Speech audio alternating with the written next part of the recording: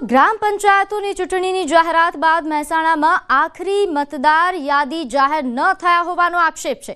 ગોઝારિયાના એક નાગરિકે મતદાર યાદી જાહેર ન કરી હોવાનો આક્ષેપ કર્યો છે, જેને લઈને પ્રશાસનની પ્રતિક્રિયા સામે આવી છે। મહેસાણા પ્રાંત અધિકારીએ તમામ આક્ષેપોને ફગાવતા કહ્યું કે મામલતદાર દ્વારા 27 મેના રોજ છેલ્લી મતદાર યાદી જાહેર કરવામાં આવી છે।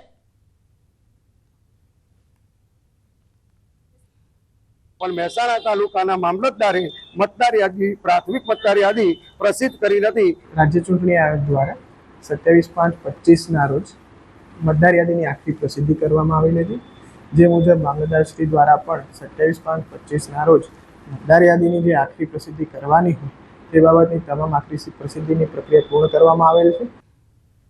તો સમાચારોમાં આગળ વાત કરીએ, રાજકોટમાં આજે સિવિલ ડિફેન્સ મોક ડ્રીલ યોજાશે। શહેરની ભાગોળે આવેલા વિસ્તારમાં 8 વાગે મોક ડ્રીલ અને બ્લેકઆઉટ કરવામાં આવશે। ઓપરેશન શીલ્ડ અંતર્ગત આ મોક ડ્રીલનું આયોજન કરવામાં આવ્યું છે। રાજકોટના માધાપર વિસ્તારમાં મોક ડ્રીલ અને બ્લેકઆઉટનું આયોજન છે। સાંજે માધાપરની ઉત્તરે રેલવે ટ્રેક વિસ્તાર, આ ઉપરાંત દક્ષિણે રાજકોટ જામનગર હાઈવે અને પૂર્વમાં રાજકોટ મોરબી બાયપાસ અને પશ્ચિમમાં નાગેશ્વર જતા રોડ સુધીના વિસ્તારમાં નાગરિક સંરક્ષણ કવાયત હાથ ધરવામાં આવશે। માધાપર વિસ્તારમાં રાત્રે 8 વાગે સાયરન વગાડવામાં આવશે। નાગરિકોએ આ સમયે પોતપોતાના ઘરની લાઇટ તથા સોસાયટીની કોમન લાઇટ બંધ કરવાની રહેશે। તો રસ્તા પર ચાલતા વાહનોએ પણ પોતાની મૂવમેન્ટ બંધ કરીને રસ્તાની સાઈડમાં વાહન પાર્ક કરવાના રહેશે। આજે રાજ્યમાં 18 જેટલા જિલ્લામાં મોક ડ્રીલ યોજાશે। તારીખે સાંજે 8 વાગે માધાપર ગામે રાજકોટ ખાતે યોજાશે। માધાપર ગામનું જે Jamnagar road, Morbi road, railway ટ્રેકથી જે સરાઉન્ડિંગ જે વિસ્તાર છે ત્યાં ડ્રોન અટેકનું મોક ડ્રીલ કરવામાં આવશે। એમાં સાયરન વાગે ત્યારે આપણે સૌને ગભરાવાનું નથી, પરંતુ પોતાની ઘરની લાઇટો સ્વેચ્છાએ બંધ કરી દેવાની।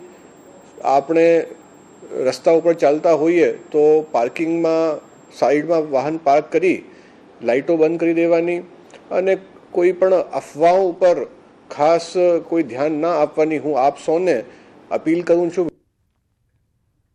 તો દેશભરના નાગરિકોને સંરક્ષણ મામલે વધુને વધુ તાલીમબંધ કરવાના ઉદ્દેશ્યથી વધુ એક વખત સિવિલ ડિફેન્સ મોક ડ્રીલનું આયોજન કરવામાં આવ્યું છે। ત્યારે અમદાવાદમાં પણ ઓપરેશન શીલ્ડ અંતર્ગત આજરોજ સિવિલ ડિફેન્સ મોક ડ્રીલ યોજાશે। શહેરમાં શાહીબાગ કોન્ટેનમેન્ટ ખાતે, જ્યારે વિરમગામ પોલીસ લાઇન ખાતે મોક ડ્રીલ યોજાશે। સિવિલ ડિફેન્સ મોક ડ્રીલ અંતર્ગત સાયલેન્ટ રિકોલ અને વોલેન્ટિયર મોબિલાઇઝેશન, આ ઉપરાંત air red simulation, communication system activation અને બ્લેકઆઉટ પ્રોટોકોલ સાથે બ્લડ ડોનેશન કેમ્પ તથા ઇવેક્યુએશન ડ્રીલ સહિતની એક્સરસાઇઝ કરવામાં આવશે અને ત્યારબાદ રાત્રે 7:45 બ્લેકઆઉટ કરવામાં આવશે। આ અંગે મળેલી બેઠકમાં અધિક કલેક્ટર યોગેશ ઠક્કરે જિલ્લામાં સિવિલ ડિફેન્સ અભ્યાસના આયોજન અને તૈયારીઓ અંગે બેઠક યોજી કામગીરીની સમીક્ષા કરી હતી। નાગરિકોને જાગૃત કરવા અને વધુમાં વધુ સહભાગી થવા માટે અપીલ કરાઈ।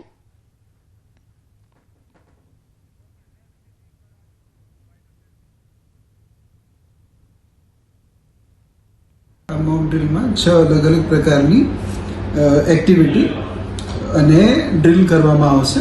આમાં silent recall, volunteer mobilisation, air red system, alert system, communication system activation, blackout protocol, blood donation camp, evacuation drill વગેરે પ્રકારની ડ્રીલ્સનું આની અંદર આયોજન કરવામાં આવનાર છે। આગળ વાત કરીએ, અમદાવાદ મલ્ટી એજન્સીઓ દ્વારા HADR કવાયત યોજવામાં આવી। સાબરમતી નહેર પર આ કવાયત યોજાઈ। કુદરતી આફત સમયે પહોંચી વળવા એજન્સીઓ દ્વારા ખાસ કવાયત યોજવામાં આવી। NDRF, SDRF, પોલીસ તેમજ NCC અને સિવિલ ડિફેન્સની આ સંયુક્ત કવાયત, જેમાં પૂર જેવી પરિસ્થિતિમાં એકબીજાને કઈ રીતે સહયોગ આપવો તેને લઈને માર્ગદર્શન અપાયું। આપત્તિ સમયે કામકાજ સરળ, ઝડપી બને તેવા પ્રયત્નો કરશે। આ ઉપરાંત દરેક એજન્સીઓ અન્ય એજન્સીઓના કાર્યપદ્ધતિ અને સાધનોથી માહિતગાર કરવામાં આવશે। NDRF દ્વારા બચાવ કામગીરી અને ઊંડા પાણીથી બચાવ કામગીરી પણ યોજાઈ। આર્મી એન્જિનિયરિંગ દ્વારા દોરડાથી સ્થળાંતર તેમજ ડ્રોનથી આવશ્યક ચીજ વસ્તુઓ પહોંચાડવાની કવાયત હાથ ધરાઈ.